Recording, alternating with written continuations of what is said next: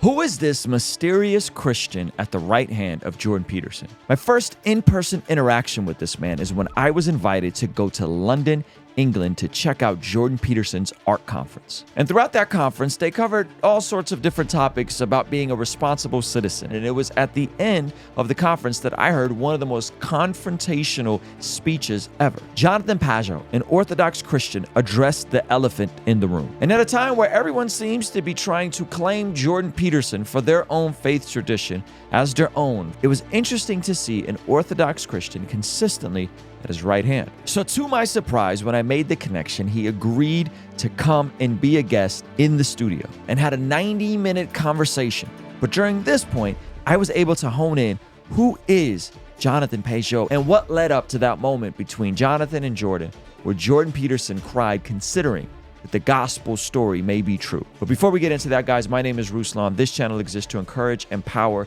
and inspire you to live a life that blesses God. We're on the road to 500,000 subscribers, and some of you may or may not be new here, but a lot of you guys are watching and aren't subscribed. So if you could please hit that subscribe button, that would be amazing, and I can't wait to celebrate that milestone of 500,000 subscribers. Now, let's get into this conversation. In 2015, you told me the backstory of how you connected with Jordan finally. Yeah. So tell us a little bit about that. All right. So one of the things that was happening all through this time was that my brother and I continued to have discussions about meaning and about biblical symbolism and how that actually is somehow like a pattern of reality, right? It's like this tuning fork that I said that basically patterns everything. Not just the Bible, but that everything has this kind of has a pattern to it.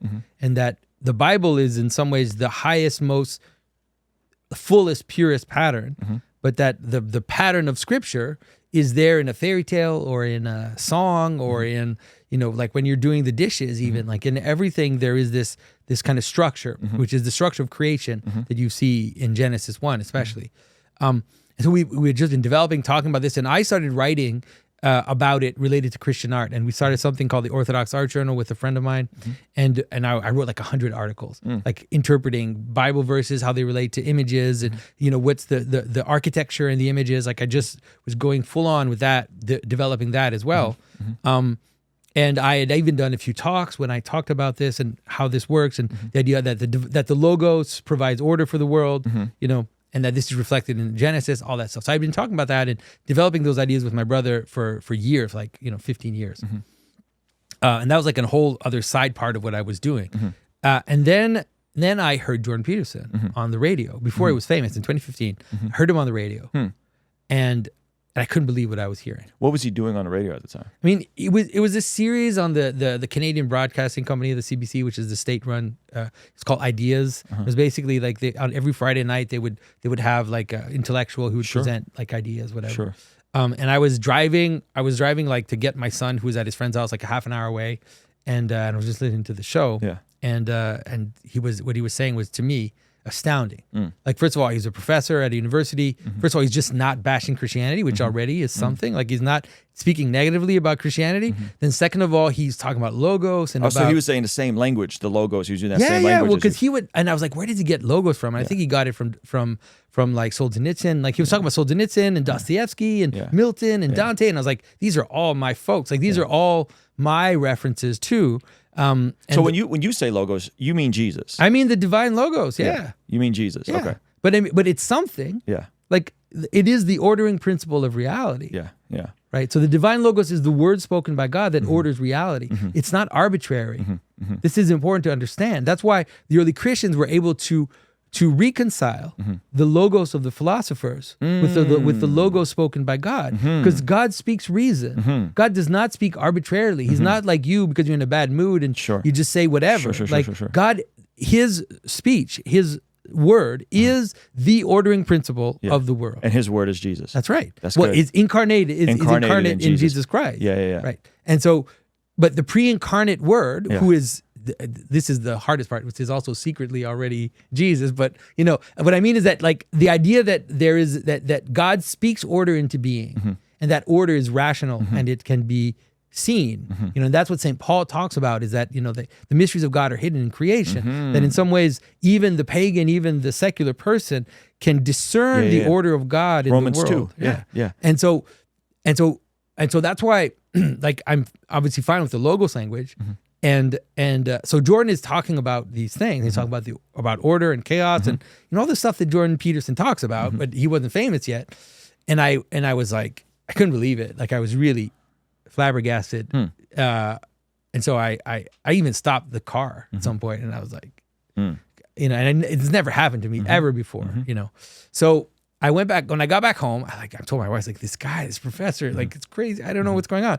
So I go downstairs, like, to my office, and I'm like finding him on YouTube, listening to some of his talks, and every talk I'm like, and what I'm perceiving is that he's speaking in ways that are similar to the way that I'm speaking and the way that my brother's presenting things. But he has, I think, on the higher end of it, like in terms of understanding how it relates to spiritual revelation and how it relates to scripture, it's still kind of muddled for him. Like that's the feeling that I get. There's some things that are a little muddled, but in general, like he gets it pretty right in terms of how it lays itself out. And he also offers a bridge into secular culture that I did not have access to. Like that in some ways I was speaking to Christians, explaining their images to them, talking about architecture. And it's like I had few bridges into the world. I did a few in the universities that asked me to come do some talks, and like they were okay, successful, but like I could see that he had that. So I wrote him a message and I said, I was like, I can't believe I'm really excited by what you're saying. And I told him, I said, I'm kind of talking about the same things, and I'm also an artist and this and that. So I sent him a link to my website, carving website, and also a link to a talk that I'd given at a college in Ontario, which talked about exactly that, about the Logos, patterns, reality, and that, attention, the relationship between attention and Logos. Like I said, all this stuff that we still talk about now. And then, so the next morning I get an email from him, and it was like a nice email saying, "Oh, thank you. I'm happy you like my talk, and here's a few other things you could watch, whatever, interesting." And I'm like, cool. Like, what a great thing. Like, he answered me. I thought that was nice. And then 2 hours later, he called me, and he'd watched my talk, because until then he hadn't watched the talk. And then on the phone, he was like reacting in a similar way that I was reacting to him, which was like, "Where did you get this? Like, how is it that you're talking about these things?" It's like, what? Yeah. And so we immediately agreed that we had to meet. And then when we met, it was like kindred spirits right away. And we just, like you meet someone that just fall into it right away, and you're just like talking. We met in a cafe and we're talking. He's like, "I'll come to my house." I go to his house and we just spend all the evening talking. So that's how it started. So what did you make when he goes mega viral, and just everything that comes from there, and all of a sudden he's the face of the alt-right. Now there's movies being made with his character. Like, it got crazy. Yeah, it got weird. Wild. So it's weird. Like, okay, so I met him before he was famous. Then the second time I met him was right after the first scandal around him started, which was the Bill C-16 thing. I remember that. And I had already arranged that I was going to spend like 3 days at his house. And this was happening. And so I'm like, "Do you still want me to come?" He's like, "Yeah, I want you to come." So I show up at his house, and he's like this, right? Like deer in headlights.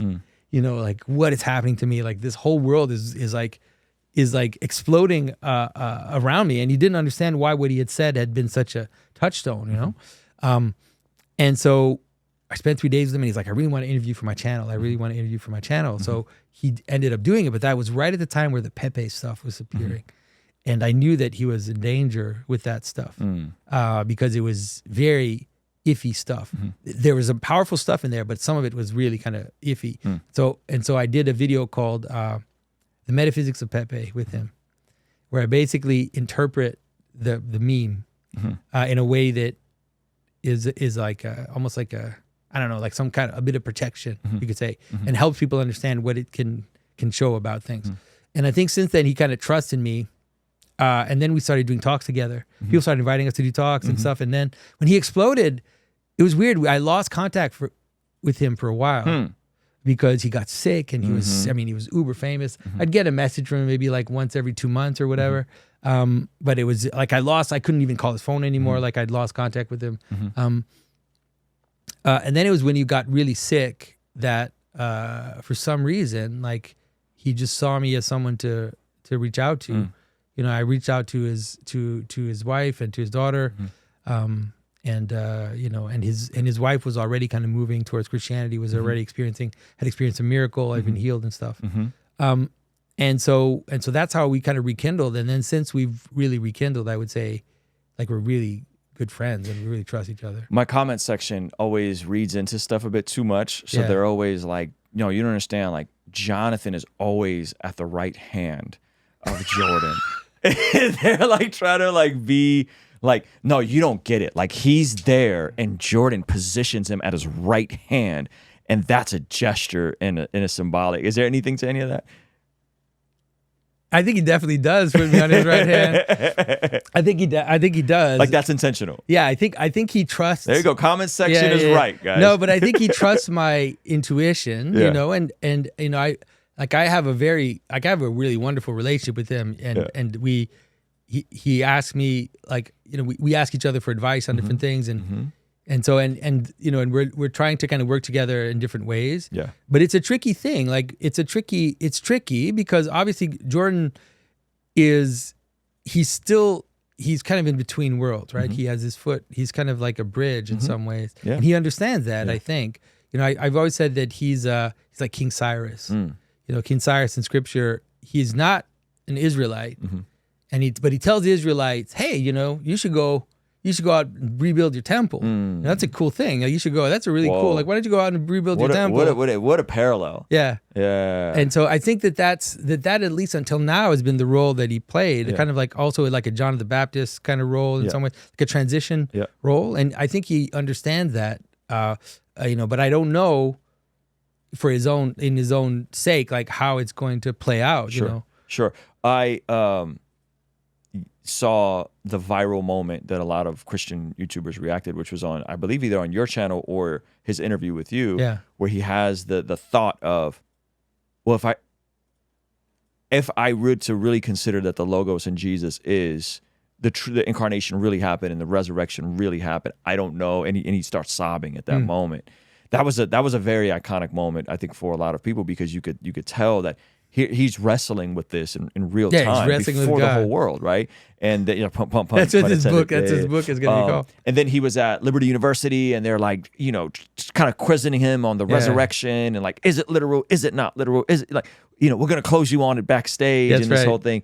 And so from your assessment, this is my thought, and this is my theory, and you could neither confirm it or not. My theory is, because he's a bridge and because he understands the influence he has, he keeps his cards a little closer to the chest in terms of, is the bodily resurrection of Jesus a literal historical event, or is it mythology that then kind of opens the doors to other people to listen? I'll tell you the truth. Jordan, the Jordan you see is the Jordan you get. Like, he's not different. Like, he doesn't have a private thing and a public thing. It's like, what you see is what you get. What you see is someone who is struggling with the manner in which, to what extent heaven and earth can meet. And if that happens, to what extent is it possible? And what would that mean? And I think that is what is still his kind of struggle. But he's doing it with the most honesty that I've ever seen. Like, people think, sometimes you read people saying, "Oh, he's a grifter, he's grifting, whatever." Like, you have no idea. Like, he is struggling with these things every day. Like, he struggles with these questions every day, and he's trying to get to the bottom of it. And it's like, you can't. This is the weird thing about people and faith and all these things. It's like, you can't be in other people's experience. And think, well, they should have this. Sure. They should by now have this. And it's like, you know what? Mind your business. Really, live your life. Save yourself, like Christ said. You know, it's like, and let God do His work. And I think that to me is my approach with him. It's like, I see him as one of the most authentic people that I've ever met. Like, in every way. And all the warts are out there on Twitter. Like, go to the Twitter feed, and all the warts are out.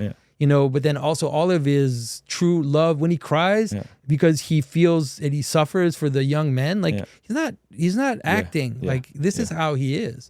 Now, if you want to see the full, extended, uncut version of this conversation, consider signing up for our Patreon for as little as $5 a month. Johnathan gets into his thoughts about the chosen being accused of breaking the second commandment, his confrontational moment with Muhammad Hijab when they went to have a conversation with him in a mosque, and much, much more. So if you want to see the full extended version of this conversation, hit the link in the description or the pinned comment below. All right, I'll see you over there. Peace.